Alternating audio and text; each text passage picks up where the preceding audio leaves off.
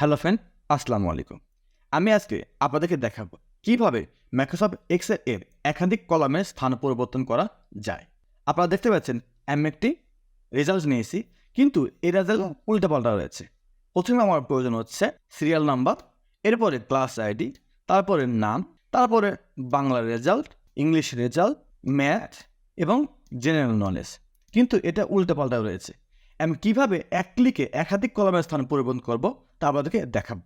আমি সিরিয়ালভাবে নেওয়ার জন্য আমি প্রথমে এখানে 1 নম্বর দিব, এরপর এখানে 2 নম্বর দিব, তারপরে আমি এখানে 3 নম্বর দিব, এরপরে আমি বাংলাকে রাখবো 4-এ, ইংলিশে রাখবো 5-এ, ম্যাথকে রাখবো 6 এবং সর্বশেষ জেনারেল নলেজকে রাখবো 7-এ।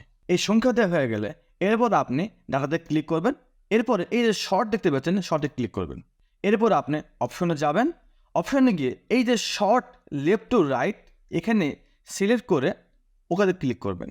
এরপরে আসবেন এই যে শর্ট বাই রো, এই কত নম্বর রো আপনার পরিবর্তন করা প্রয়োজন সেটাকে আপনি দেখিয়ে দেবেন।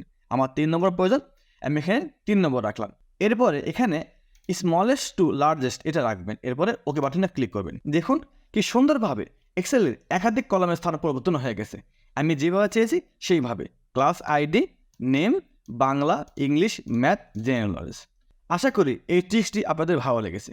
এরকম আরও নতুন নতুন ট্রিক্স পেতে অবশ্যই আমার চ্যানেলকে সাবস্ক্রাইব করুন, সেই সাথে লাইক, কমেন্ট এবং ফলো দিয়ে রাখুন, যেন পরবর্তী কোনো ইন্টারেস্টিং ভিডিও আপলোড দিলে আপনার সঙ্গে সঙ্গে নোটিফিকেশন পেতে পারেন।